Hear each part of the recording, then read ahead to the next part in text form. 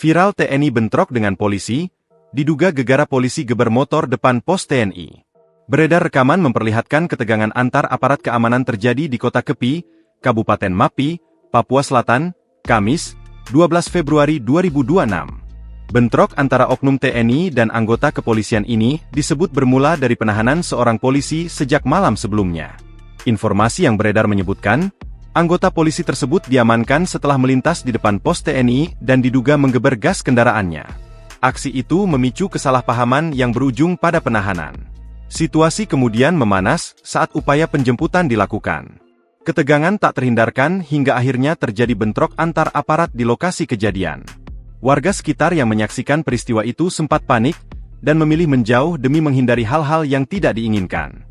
Insiden ini pun menjadi sorotan publik karena menyangkut hubungan serta koordinasi antar institusi keamanan di daerah.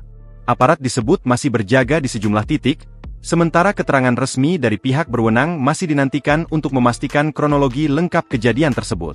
Rekaman peristiwa ini diunggah oleh akun Instagram Jagoan Berita _Indonesia pada Kamis, 12 Februari 2026.